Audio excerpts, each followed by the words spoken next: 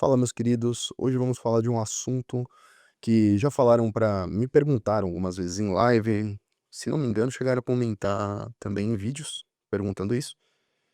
E também eu não cheguei a gravar um vídeo especificamente sobre isso. É um vídeo curto e serve para a gente alimentar o canal, né? Hoje eu vou explicar um pouco sobre taxa de juros negativa, principalmente juros reais negativos, que começou a ser uma discussão que realmente entrou em voga na Academia de Ciências Econômicas, principalmente por políticas do Banco Central Europeu de compra de dívida pública, certo? De países da zona do euro.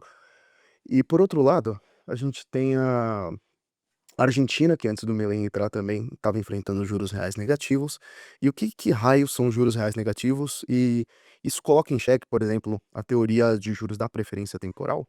Como que funciona o cálculo macroeconômico do deflator de juros, basicamente, né? A famosa R que a gente usa para taxa real de juros, a gente calcula pela variação, né, pela taxa nominal de juros no período dividido pela variação do IPCA no período. Lógico que a gente coloca um fator 1, né, a gente adiciona 1 a essas duas taxas, porque a gente vai colocar em número decimal. Aí em número decimal, se você multiplica parte pela parte, obviamente você tem um valor menor, e para não ter um valor menor, para ser uma crescente, né, de capitalização composta, a gente utiliza esse fator 1. Então, basicamente, né, a taxa real é 1 mais a taxa nominal sobre 1 mais a variação percentual do IPCA no mesmo período. É importante estar no mesmo período, certo?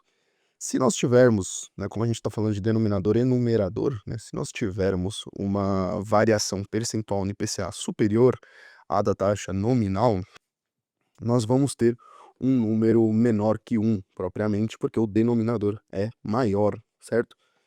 E também nós teremos o fenômeno da taxa de juros negativa. Por quê? Porque nós também teremos o aspecto da desvalorização monetária. Então, a gente vai ter uma perda real, propriamente dita, tá certo?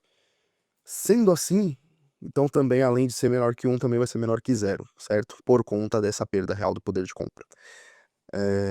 Muito bem. Então, vamos explicar como que isso funciona na prática, principalmente no caso de bancos centrais comprando títulos de dívida pública. O que que acontece?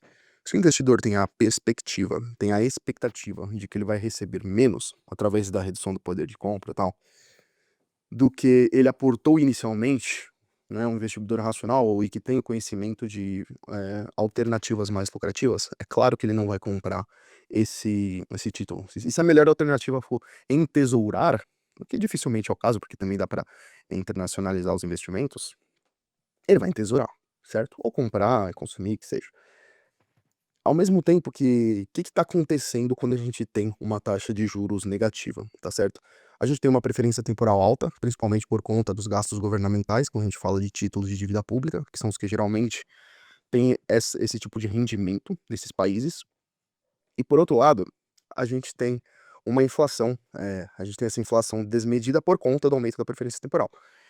E por outro lado, a gente tem juros mantidos artificialmente baixos, seja propriamente pelas políticas do Banco Central, principalmente política de redução de juros, para estimular o consumo, que coloca mais gasolina, né, nessa fogueira, e os títulos de dívida pública sendo mantidos a juros baixos através da demanda artificial, por exemplo, do Banco Central Europeu, o European Central Banking, que se utiliza principalmente de uma medida chamada quantitative easing, ou afrouxamento quantitativo, que é basicamente a criação de moeda escritural através de dígitos de computador. Basicamente como os bancos comerciais no Brasil criam dinheiro, certo? E esse quantitative easing, ele é permitido por lei lá e não é permitido por lei no Brasil, certo? Porque nós temos um passado inflacionário, nós temos o tripé macroeconômico das metas fiscais, câmbio teoricamente flutuante, embora seja uma flutuação suja, e as metas fiscais, né? Metas fiscais, metas de inflação e câmbio flutuante. Esse foi o tripé macroeconômico estabelecido por Fernando Henrique Cardoso. Então não é o caso do Brasil, até porque nós estamos com juros reais altíssimos, tá? Não apenas nominais, né? Porque tem países que têm juros nominais maior que o Brasil, mas os juros reais são menores, certo? Exatamente por conta dessa fórmula que eu falei para vocês. Então, juros negativos não é basicamente uma preferência temporal negativa, mas uma alta preferência temporal em conjunto, seja, né, pelo aumento da demanda agregada através dos gastos do governo, aumentando a dívida pública, né? O déficit é a dívida pública. O déficit é basicamente o fluxo que alimenta o estoque da dívida pública. conjuntamente, lógico, com os juros, e o aumento da demanda do governo aumenta uma pressão inflacionária, que aumenta uma pressão para aumento de juros, que leva a um crescimento exponencial da dívida pública, que é o caso do Brasil, ao contrário do que os economistas de esquerda admitem, né? Beleza. Dado tudo isso, a gente entendeu como que funcionam os juros negativos. Então, os juros negativos são artificialmente mantidos através de políticas, geralmente de afrouxamento quantitativo. Não é mais o caso da Argentina, principalmente porque a austeridade fiscal passou a ser um compromisso do governo, apesar dos pesares e apesar também das fraquejadas que o Milei chegou a dar. Então, esse é o resumo da ópera. É assim que funciona juros negativos.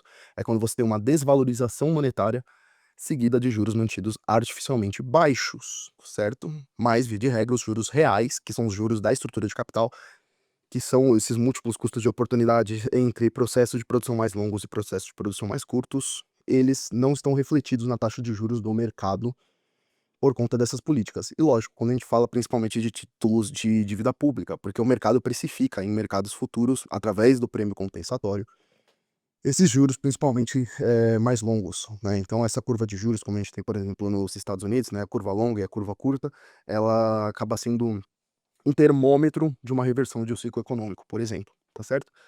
Então eu espero que eu tenha esclarecido um pouco essas questões. Faz muito tempo que eu não estudo ativamente economia, eu estou estudando mais finanças agora para estudar para o CEA, e mas tem algumas coisas que a gente nunca esquece, né? Até por tanto falar disso por tantos anos em discussões, em trabalhos universitários, a gente acaba fixando essas coisas e acaba ficando um pouco difícil de esquecer, né? Então eu senti que eu estava em débito com vocês de não gravar um vídeo sobre isso.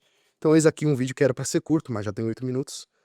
Então, seus dopamine junkies, aqui tá um vídeo mais curto que eu pude fazer sobre esse assunto, mas sem perder a completude da explicação. Forte abraço, fiquem todos com Deus, dúvida nos comentários e tamo junto.